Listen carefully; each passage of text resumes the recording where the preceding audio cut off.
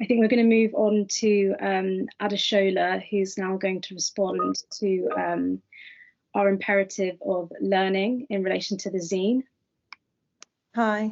And I'm really happy if people keep their cameras on and everything as well, because it feels like it's nice to be a sort of collective of that we can see each other as we're talking and stuff. I'm gonna jump straight in with some thoughts, and then I think we're discussing, aren't we, as well? We've got the time to. Cool. So reading, I really enjoyed reading the zine, and that obviously there are lots of layers in it, and you could see that people have been, working on what was in there for. I'm sure there were lots of iterations and time that it represented as well. So I'm just going to talk about a tiny bit of it, which was that I felt like some of it was about responding to how you deal with discord, or how you can be congruently present in the university setting. And by the discord, I think, is that in order to learn something, you have to realize you don't know it. Like, you have to go through not knowing to know. And that is a very vulnerable space, to realize you don't know something is the doorway into knowing something more, but it's also a vulnerable space. And so we look at higher education and universities as needing to be safe spaces, because that process is going to happen in them. And where the discord happens is when that, let's pretend that we think that's a process, not knowing, realizing you don't know, knowing say that's a process. Then we could see that process as becoming a piece of art, which is what is in the zine, but also that process is treated as if it was property. And this reminds me of something. I've just published a book called Reclaiming Ballet, and it's an anthology, so there are lots of people that have contributed to it, but I wrote a chapter called Property versus Art, and was just talking about the idea that for instance, dance, or any of the arts, though, that they're treated as property in that they are exclusionary to some people. So the Cheryl Harris wrote a really brilliant paper many years ago called Whiteness as Property, and she was talking about how white privilege is property because it's something that people expect, it's a kind of currency, but most importantly, it's protected as property because some people can enter it and some people can't. If you enter the property of white privilege under false pretenses, then you're punished. Like, for instance, passing. Back in she writes about how her grandmother had to pass to get a job in a department store, because if they'd known she was black, that she wouldn't have had the job. So it becomes property, and when it becomes something that people feel that they can exclude other people from, and that if you do enter it under sort of false pretenses, then you're punished for it. So I think that's what I'm sort of saying in that chapter a little bit is that art is often treated as if it was property rather than a process. So when the discord sort of comes is that many times that it feels like university or higher education settings are set up to teach how that property is protected. This is the property of fine art, or this is the land of fine art. These are the people that have contributed to it. These are the people that are allowed into that place. This is why they're allowed into that place. So you're being versed in understanding the property of your art form, and somehow you're not being taught or not engaging with it as an art form, as a process. And then it sort of, I think then it becomes a real discord, because you're simultaneously learning about something that includes its existence being part of its existence is that you're excluded from it. Even though we're sort of trying to say, oh, but now we're trying to open the doors and there's this and that, but it foundationally, if it's being treated as property and not as an art form, underlying the experience is that it belongs to somebody, and that thing, and it doesn't belong to you, or you are not somebody that can enter it. And I think that's very subtle, and it goes back to what Kulwant was saying about this sort of underlying structures. It's a sort of shifting a little bit what the purpose of us getting together when we get together to go to universities for. So that's one idea, this idea of property in art. And then the other one that I wanted to say, that I sort of talk about in the same chapter actually, which is the idea of diversity or affirmative action is often kind of sort of nestled in trying to let these poor people that weren't included into the club, or, you know, like, there's privilege here and they should have it too. Yeah. But I think we need to shift that round, because just to be sort of, you know, as an example of it, if I go into my kitchen and all I have is like hundreds of tins of baked beans, I can't actually make a nutritious, interesting meal. I expect to have variety. Like, I need to have lots of different things in there to have a rich meal that I'm making. So affirmative action or diversity is not about letting other people in so they can become baked bean tins too. It's about realizing that there's a lack. Until we have the variety, there's a lack, there's something missing. And so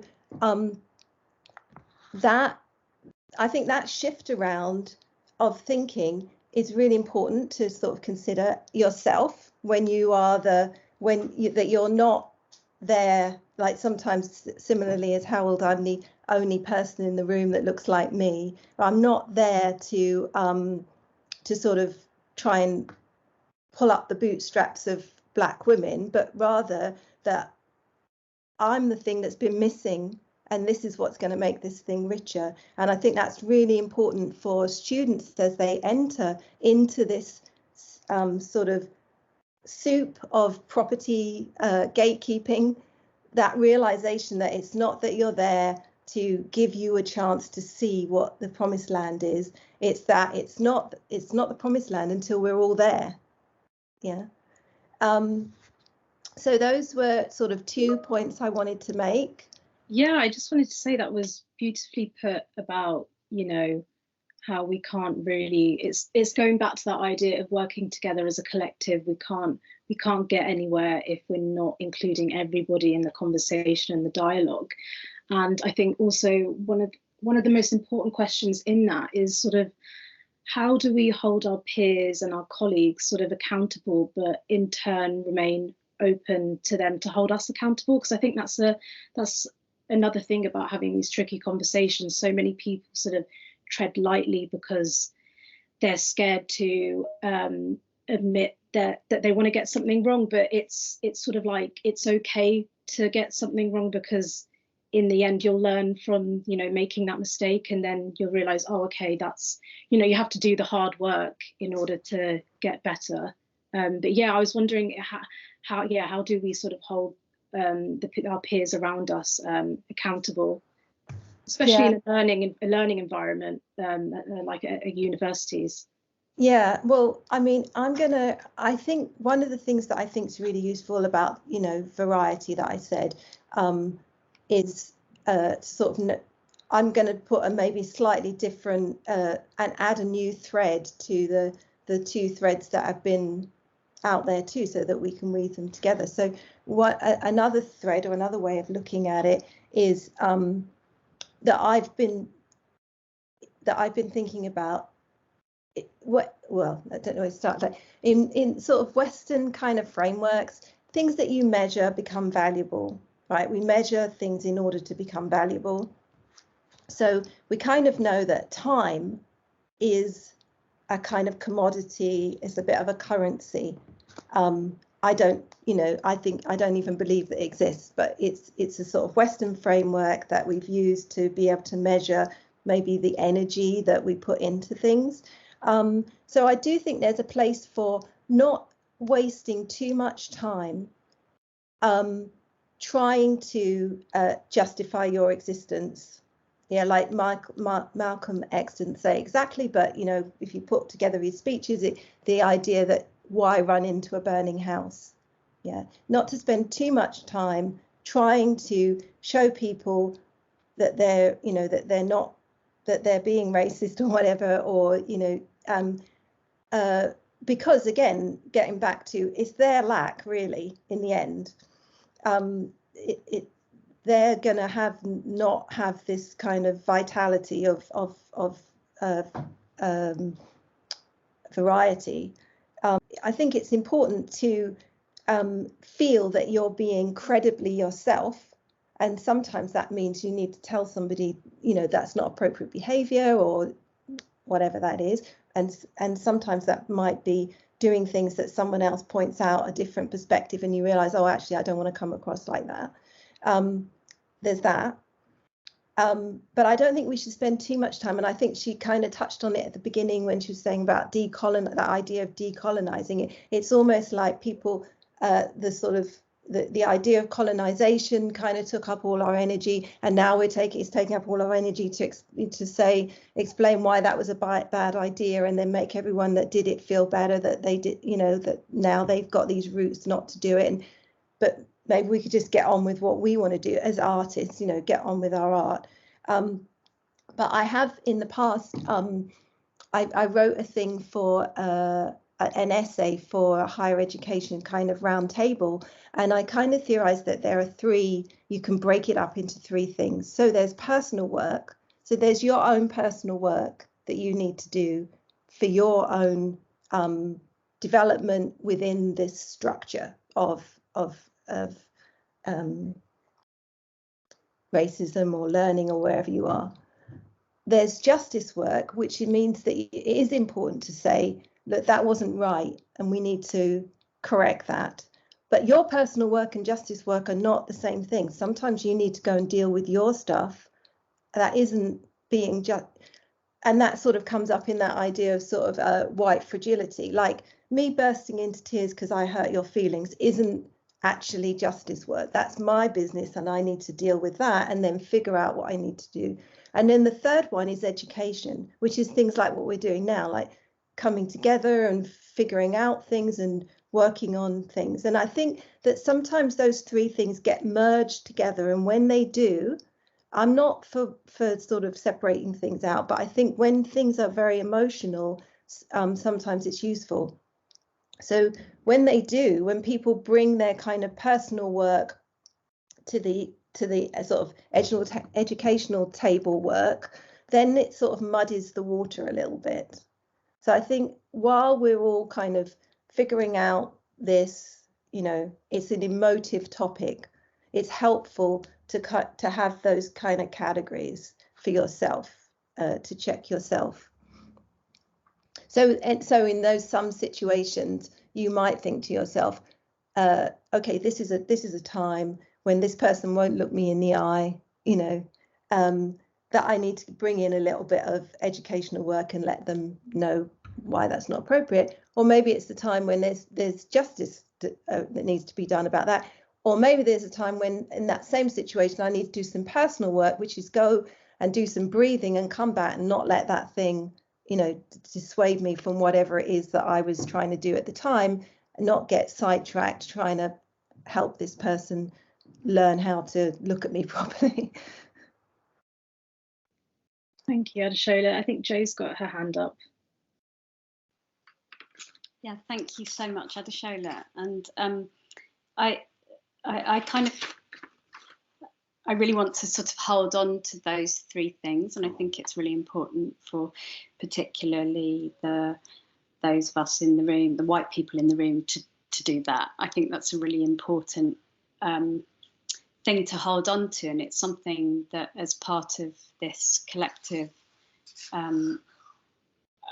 it feels like a really important duty to separate those things out and know when each thing is happening. And I just thought that was interesting, Amrit, in relation to the collective and the way that we've talked about it. And maybe this is a good moment as well to say that our collective is an open one and it's an ongoing one.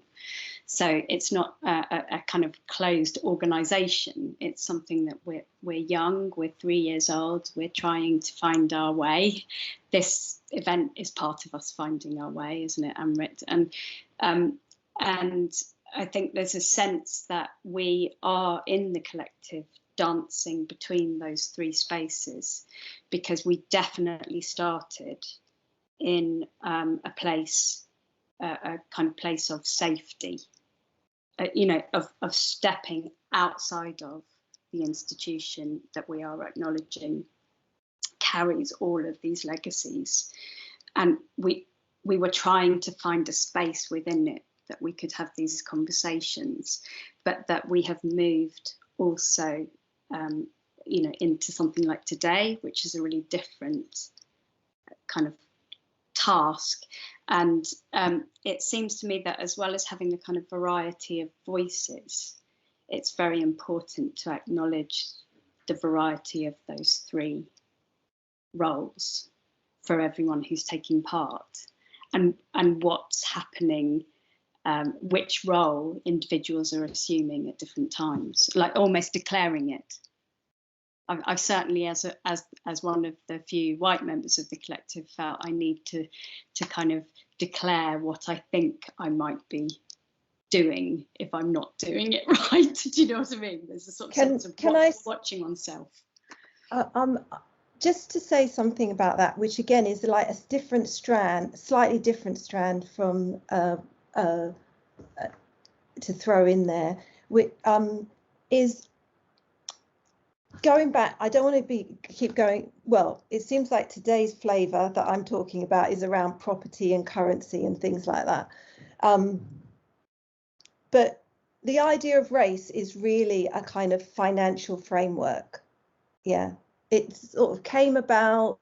You know, it's not a thing. No one can really define what it is, which is why now we've got so many acronyms, and they're all so long. Like, it's like someone asked me about one the other day that I wasn't familiar with, and I was like, isn't that everybody? Like, you know, it's just seems like we're desperately trying to do that, but actually what it is, it's around sort of financial game and getting back to that property thing again. Yeah, so I'm black. Like James Baldwin said, I'm black because people treat me like I'm black. That's my biggest learning in being black. Yeah. And I don't really, you know, like, I don't want to deny the fact that I have a long line of white women that I'm related, you know, that are my mother and grandparents. So I'm as white as I am black, right? But that isn't going to happen. That doesn't matter on the street, kind of thing. But there are also like people that you know, had black Georgian family that no longer look anything like that. Like, we don't know what, you know, there have been black people in Britain since Roman times, or even before that. So I think part of the invisibilization of blackness is that it's always sort of immediate, like it just happened. Blackness has been contributing to the population of Britain for thousands of years. So it isn't something that only just arrived, or that you can only, you know, that only exists as a kind of visual thing. I know it sounds a little controversial, but in America, it's sort of easier because there's a ground zero. You know, the genocide happened and then America happened. Yeah, so there's a sort of ground zero. So you can see how blackness sort of moves beyond the color of skin in a way and becomes a culture in America, because it's sort of like a shorter period of time that they're sort of looking at.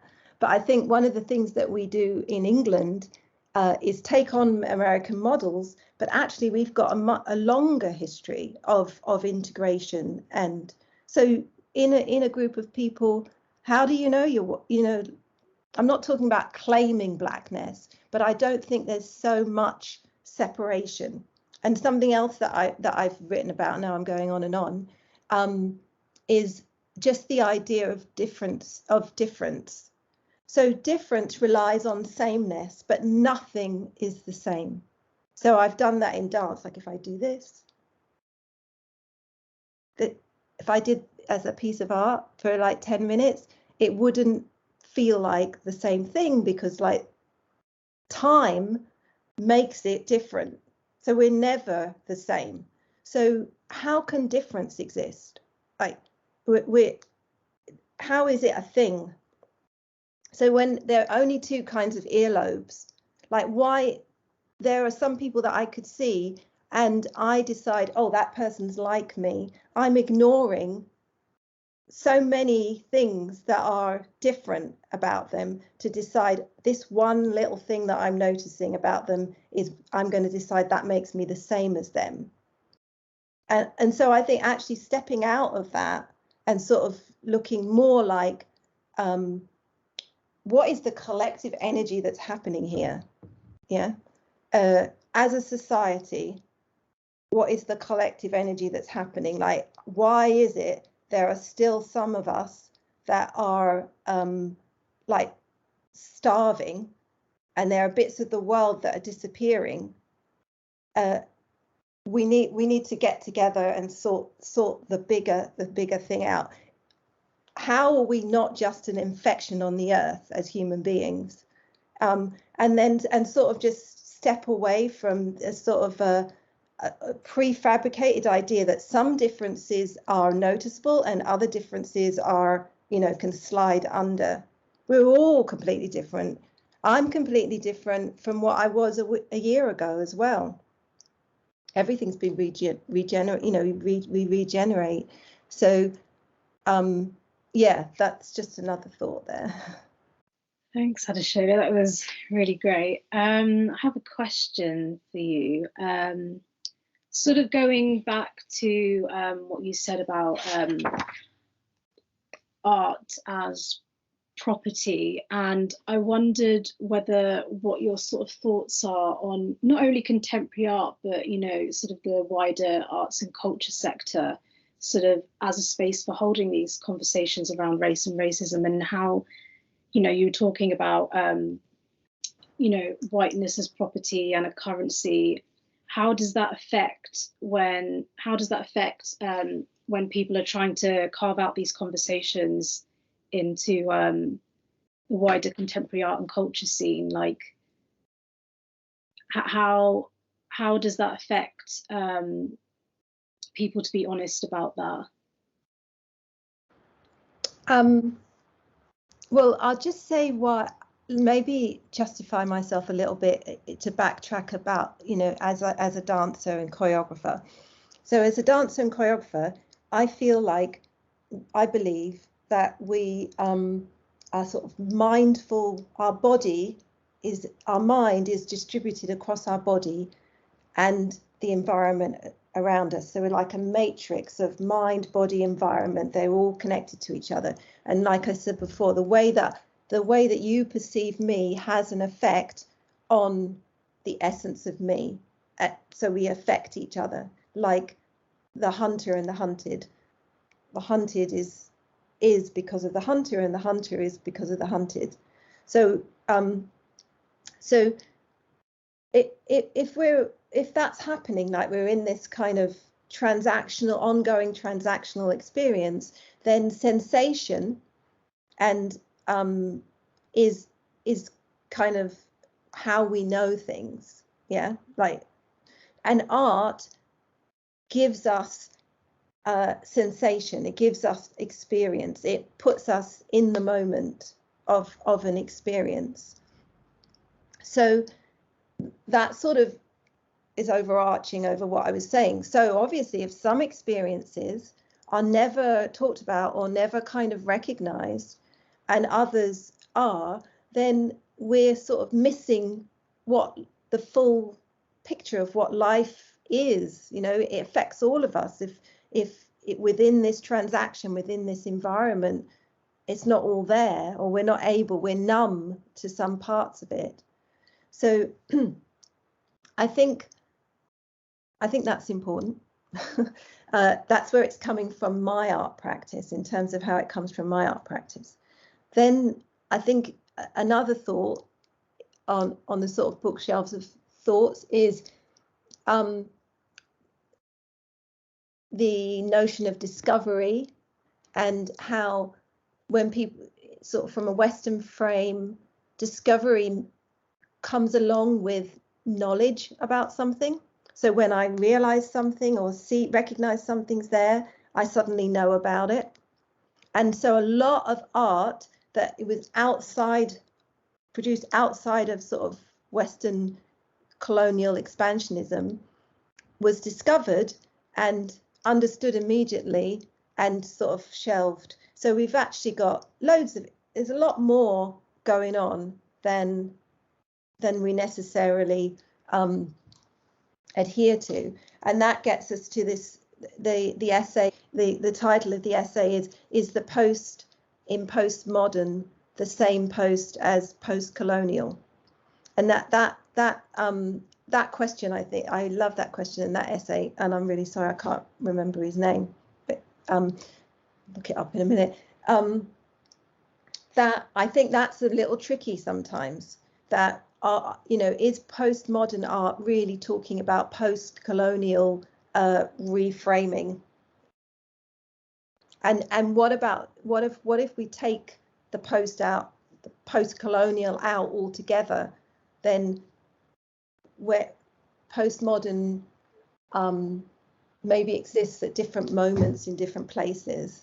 Like in some, I would even wonder, in maybe some oceanic spaces, postmodern happened, 1,000 years ago. So I feel as if you've done a really lovely loop, because you started, I've got to turn my page from my notes, but you started by talking, about the notion of property, and about the notion of a kind of the discord, the discord of the experience, and the underlying experience of something not belonging. And then this sense, tell me if I'm summarising this wrongly, but that there was a sense that diversity or affirmative EDI, equality, the sort of or affirmative action, if it's the danger is that it's nestled into the idea that I think you said, left these poor people out of the club. You kind of summarised it in that way. And that really struck me, and you've brought it round to that point again. It struck me that in fact is a replay, isn't it, of a colonialist, the sort of education of a kind of primitive, or the idea that that there's a kind of savage, or someone who needs to benefit. Is that what you're implying? Like, yeah, it's a bit. I think it's a bit like someone being stuck in a corner, only seeing the corner of the wall, and like banging into the wall, like, oh, what are we going to do about the corner of this wall? And then being like, come and join me. We can all bang our heads against the corner of the wall. And what they actually need to do is just turn around, and there'll be there's this world, the rest of the room. They'll suddenly know. A lovely metaphor, definitely a dancer's metaphor, Adesola. That's really amazing, and I think it's like a real. I think you saying that at the beginning and coming round to it just now, at the end of the talk. I don't know that essay, and I will we'll look at it, and maybe if someone can just find a link to it, we could put it in the chat as well. Yes. But I think that sense that there's this kind of binary between a sort of a pre and a post, and a primitivism, and then an education which is all in the corner. You've just all of the action is taking place in the corner. And I think that's where the discord happens, because as somebody who's being marginalized, you're there banging your head as well, like, oh, I'll bang my head in the corner with you as well, knowing full well that behind you is the thing that everybody's actually looking for. So it just feels like you say, like a real sort of particular reality, because it's like, what, it doesn't make sense. And when I yesterday I was thinking about it, doing my positive rehearsals for talking today, and I was walking past some school children, and there were a couple of them that had that look of like just bewilderment, like, I'm sure you've seen it in children, just like, what on earth just happened today? Like, it feels like the education system is just kind of confusing people, because it's insisting on education being about teaching us what's happened, instead of teaching us to be critically thinking and value things and look for meaning and understand ourselves in those contexts. And now with the internet, where all you need to do is Google it anyway, it doesn't make any sense to be still trying to gatekeep the sort of the learning zone. It's got to be thrown open, because that's the only way that we're really going to we're at a place where we could get deeper into it and understand it further. We're connected across the world. We've got all of these really positive things. This is the book with the essay that I wrote about. So that's really lovely, because JJ's just put it in the chat, and I was thinking that looks like that book. That's great. I think I have one question that I would like to just put out to everybody. I think when we launched the zine back in March, there was a lot of talk about, working like students working together with staff in order to progress things forward. And there was a lot of talk about listening as being sort of this radical care, and that really listening is one of the key ways in which we can start to dismantle these structures very slowly. And this is a question I'm just going to put out, and anybody can jump in and try and answer. But how do we sort of reinstate this idea of like radical care, sort of empathy, and sort of community in our teaching and learning environments? Because I think there's sometimes this distinction with the teacher and the student, sort of the teacher being the master, and the student just following what's been told to them, sort of obeying authority. But I think in the zine, when in the launch for the zine, a lot of people was sort of saying, like, I think at the end of the day it's sort of about forging those connections and sort of building up on this idea of friendship, and that being sort of a key value in working together. Because I think it goes back to that thing of people being uncomfortable in doing this work, doing the personal work, and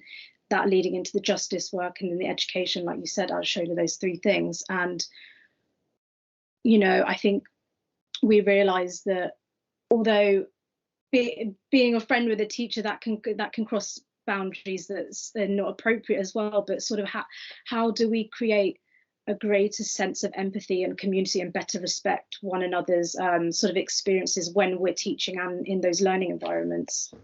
I think that the idea of elders is really important. I don't think we should let go of that idea that experience sort of, layers of experience are useful. But if we're sort of talking about empathy, which I'm sort of seeing a teacher as being somebody that has layers of experience, but if we're sort of thinking that about empathy and that we're all in a kind of broken system anyway, there's also sometimes you need to facilitate that elder or the experience part of that person being nurtured and rich, so that they don't take advantage of their situation, but you're sort of helping them be the best that they can be in terms of bringing their experience to the situation, the teaching learning thing. And that also sometimes as a teacher you can there are layers of experience and understanding that a student might have that you don't have, because times change and people have different lives from each other. So seeing the role of knowledge in a person isn't useful, but seeing it as something that can that lands with experience and can move around the group, I think it is useful. And in order to do that, there needs to be a certain amount of I want to say sort of care or respect that's flowing as well across everything. And I think sometimes we kind of conflate that sort of care, even if you want to call it friendship, with blurring the edges of when somebody's talking about something they know about and when they're kind of not. and that it's important not to kind of think that democratization presents a level playing field, but that doesn't mean that everybody brings the same amount to that level playing field. It's going to have moments and ups and downs, and Liz Lerman calls that hiking the horizontal, like that things aren't. She's always, if she was here, she'd do this with her hands, where things are here or here. With it's either fine art or community work. This was her experience, or community work's more important than fine art, and she wanted to do this and say, no, I want to live across that. And I think that's true with all of those kind of hierarchies. It's no point just sort of turning them on their head. It's sort of living across them. In the context of transactional education, fee paying, a very particular form of education that we are in, that we felt that it was possible that perhaps a particular reality had carved out a space in which a greater horizontality was possible. And of course, I'm a head of department. It's my responsibility to make sure that learning goes back into the department as a whole.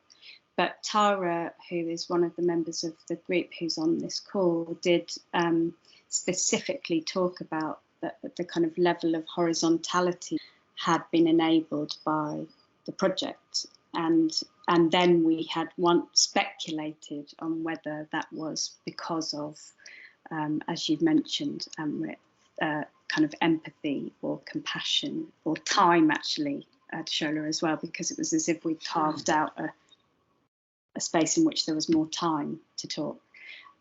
What really struck me from what you were saying, Adesola, was that the aspect of an elder moving around a group with their experience and kind of with their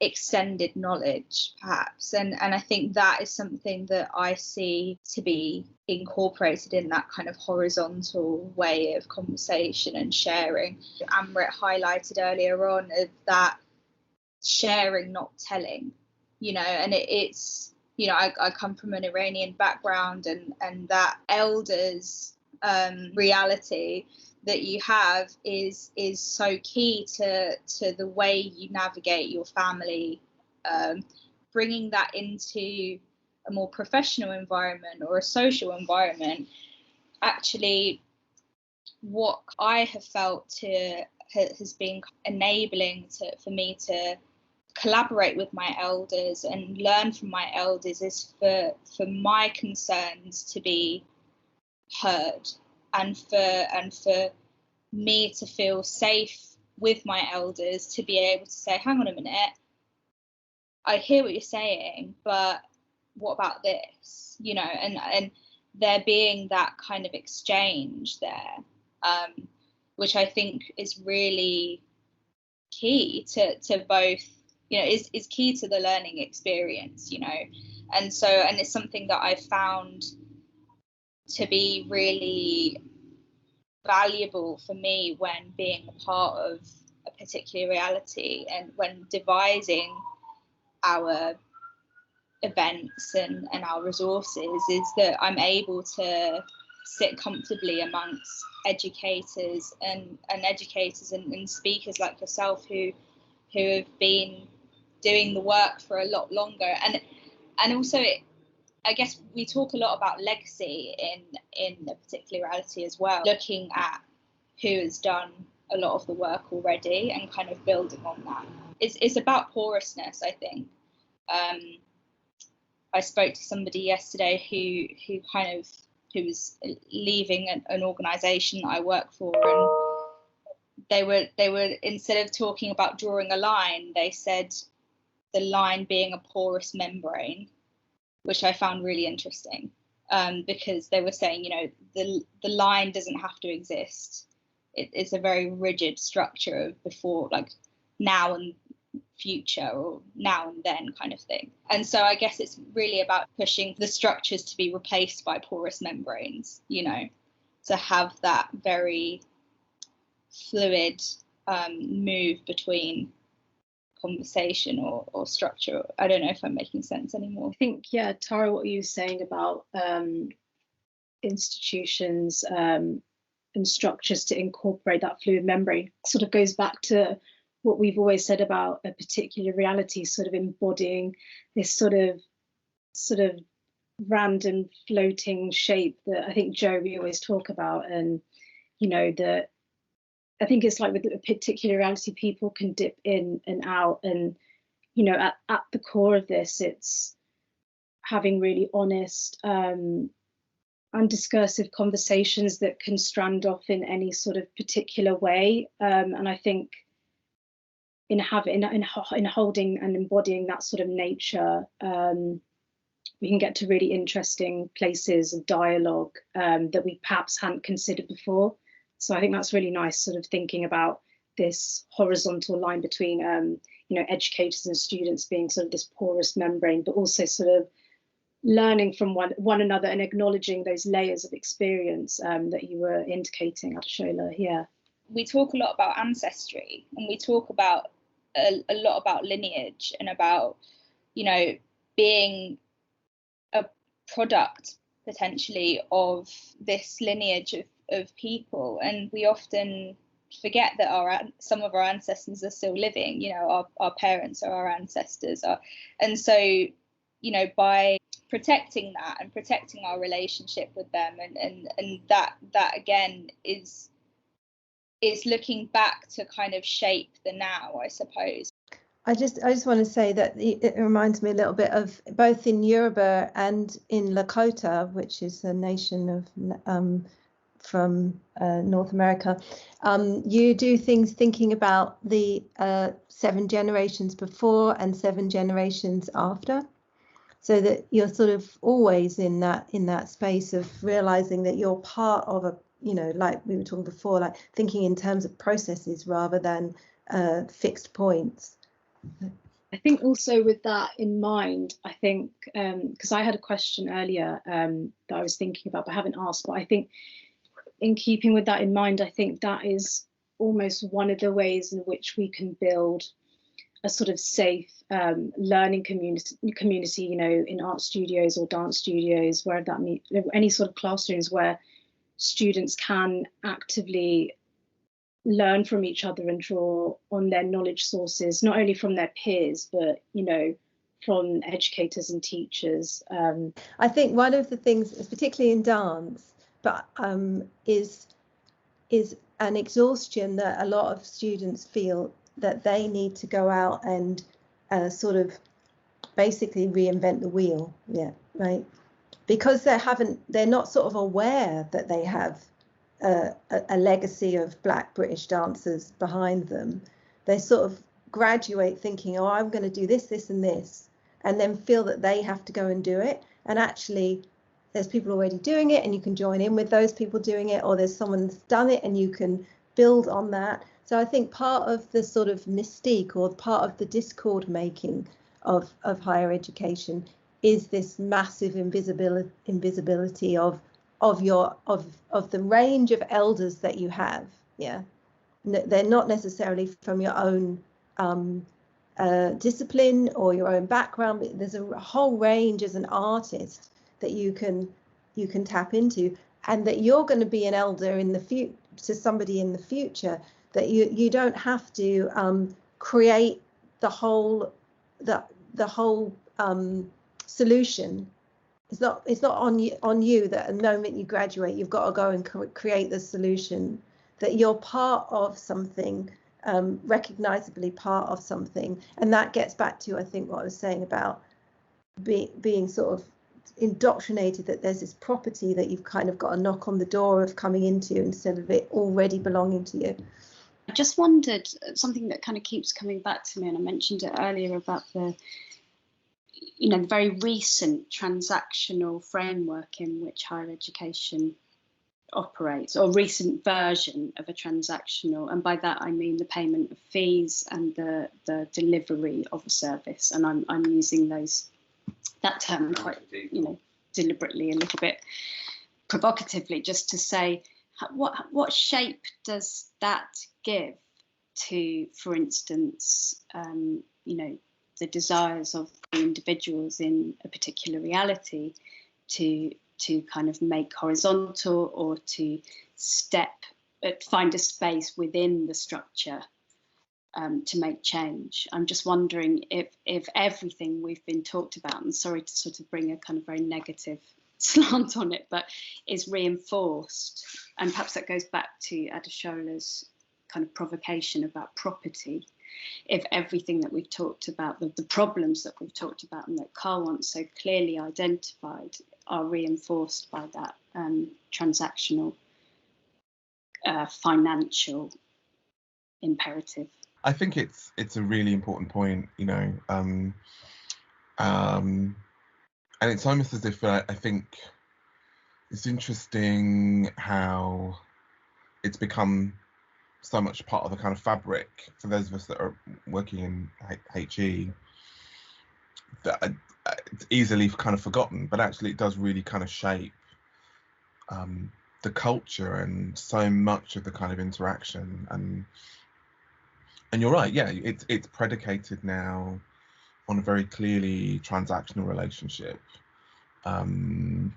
which is around, the kind of consumable, that sense in which there's a kind of you're buying a product, the degree is a product, and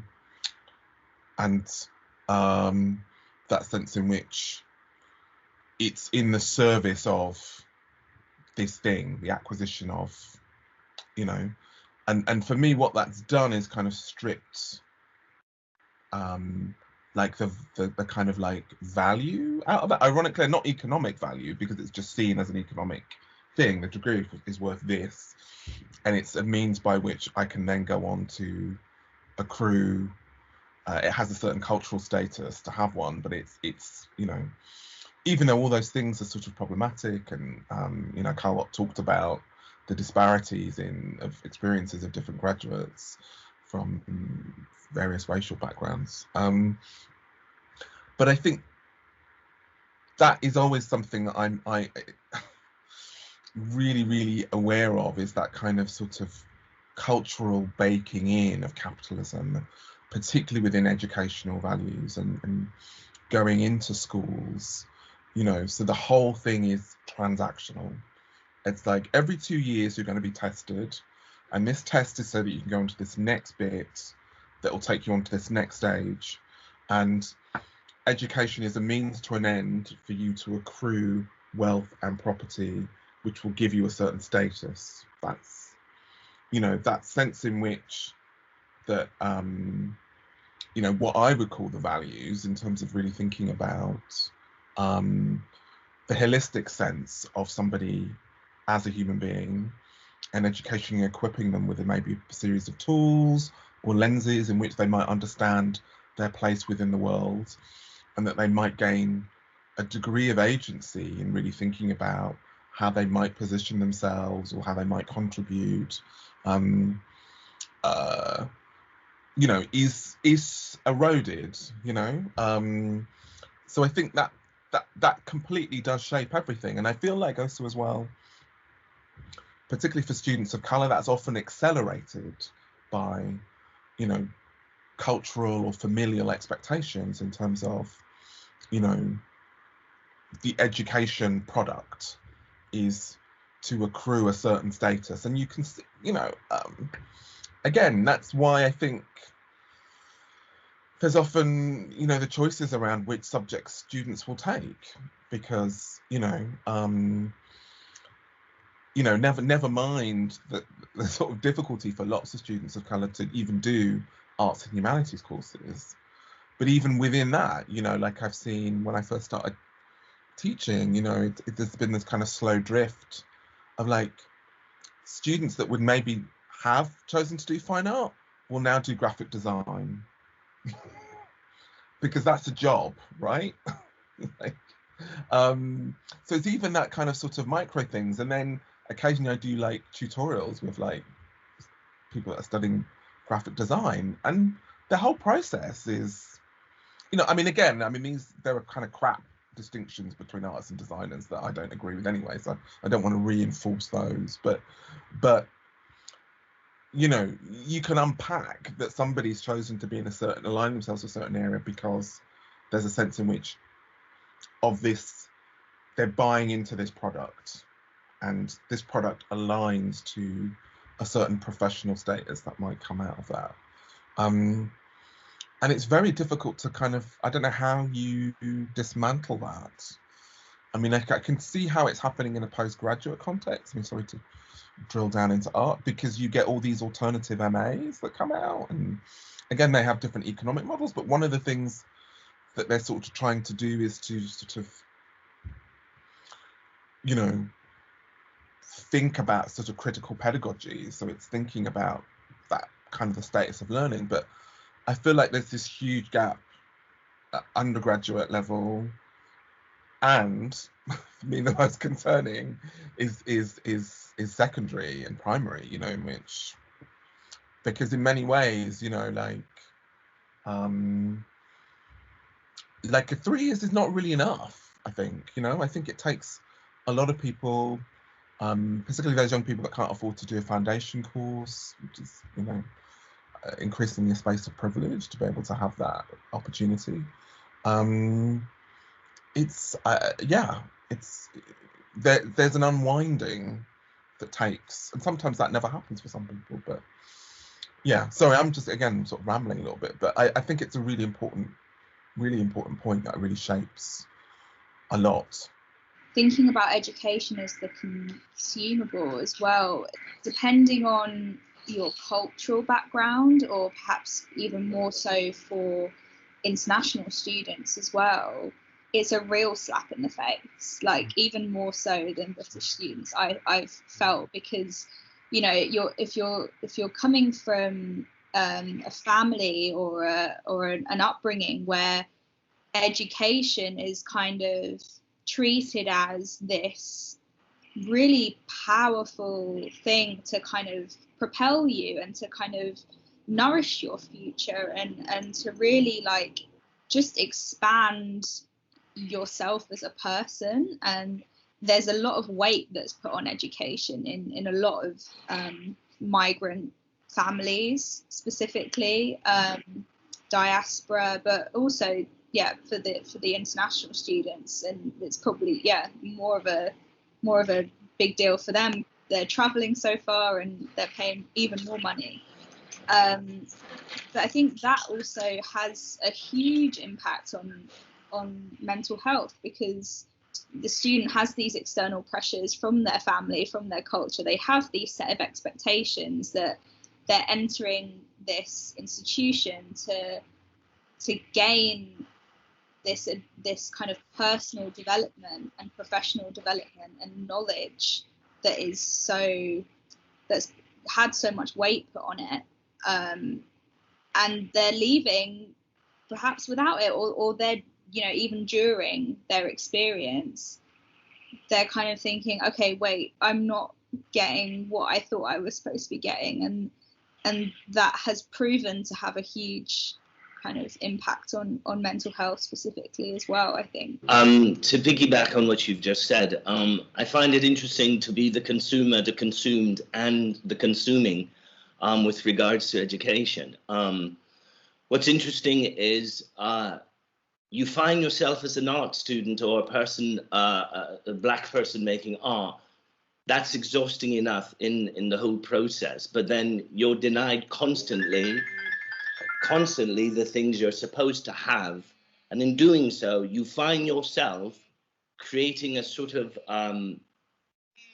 art book of what is my right, like what is my consumer right. If you come and tell me this is the amount of money I am paying, and I quantify that and say every single day if I do this and this and this is going to cost this much, you begin to start thinking of your rights.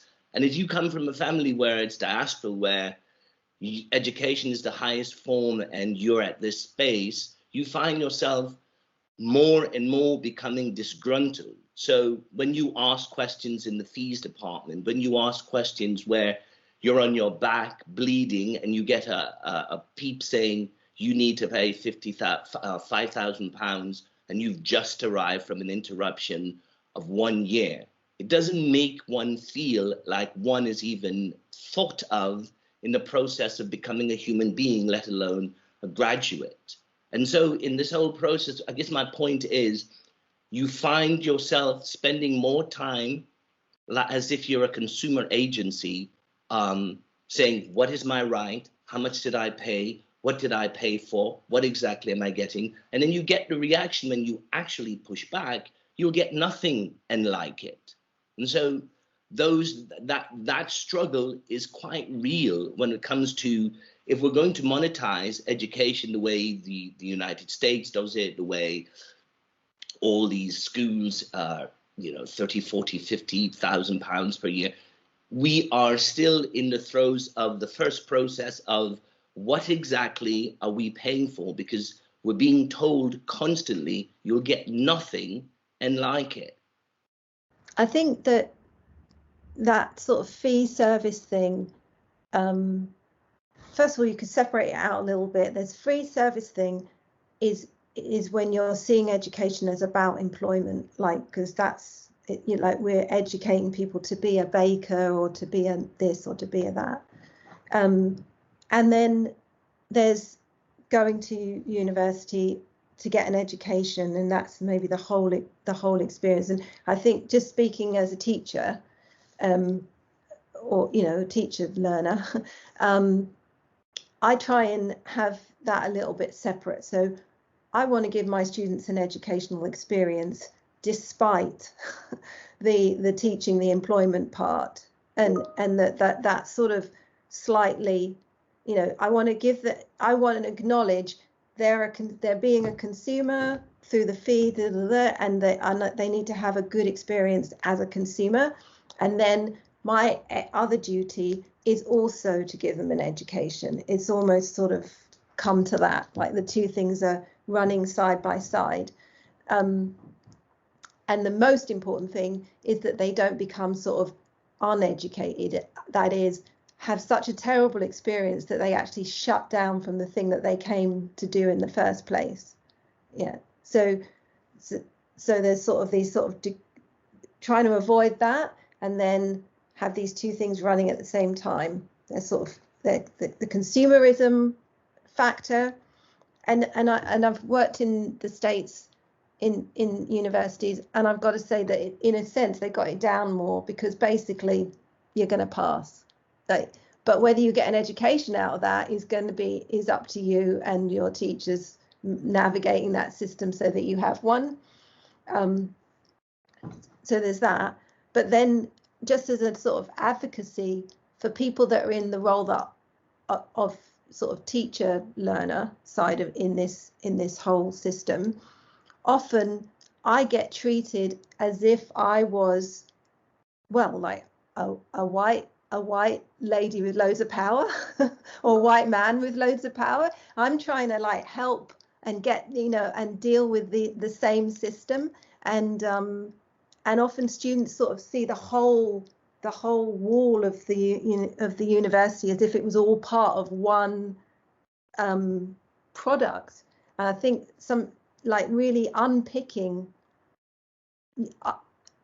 I try and apologize for our finance department ongoingly, but I have no control of that, and I'm not able to do anything about that. And in those meetings, it's likely that they're going to be they're the people that are won't look me in the eye and will only speak to my white colleagues. So it's kind of like we're in it together in a sense, and to some extent it's sort of picking through the moments when we can collaborate and support each other across the whole experience, I think is really important.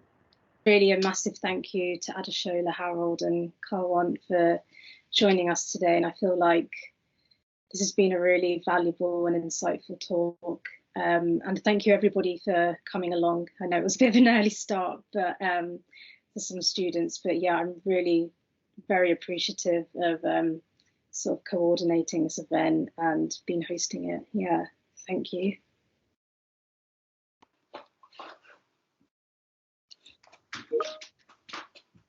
I think I'd just like to say that Amrit will have a moment to catch up anyway, but it does feel important to say this in front of other people, really, to say thank you for your incredible courage. I've got some washing up going on in the background, excuse me. I'm trying to say something really meaningful. but really, Amrit, thank you for your incredible courage in putting this event together, because we talk a lot about what it takes even to kind of raise your hand or to speak out about the experiences that you categorically have had at university. And for everyone, I mean, it takes such an incredible courage to do that when we've talked about the complexity of the structures that surround that raising of the hand and the consequences of doing that. So to kind of move, I think, from the raising of a hand to, and I'm saying that metaphorically, but to kind of move from that to a moment where you, with really very little support from us, just kind of guiding hands, really have curated an event that will, I think, be incredibly helpful and memorable and hopefully ultimately incentivizing. I think you're incredible. And I do feel the need to say that in front of other people. And Tara also, because Tara and Janaki, who isn't able to be with us, are kind of really hardcore a particular reality members, and Tara has put together a website which we will be launching in a matter of moments, I think, Tara.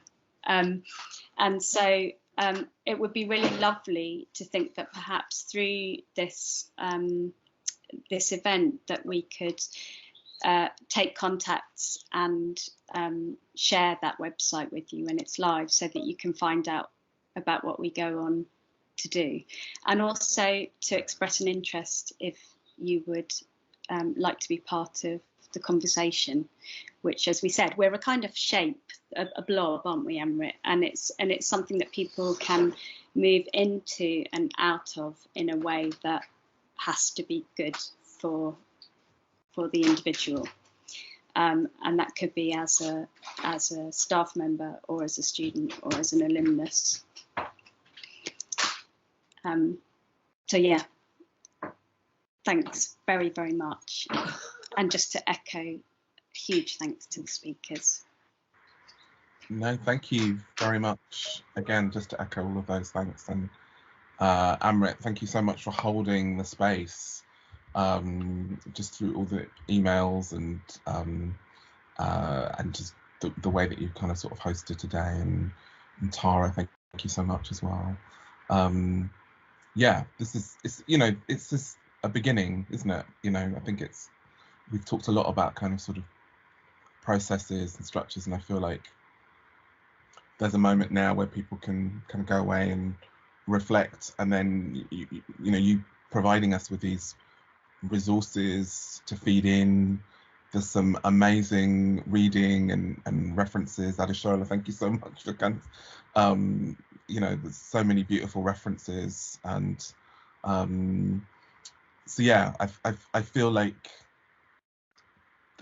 yeah, there's a moment to kind of absorb things and then really think through how might want to feed into kind of this conversation, or to draw things into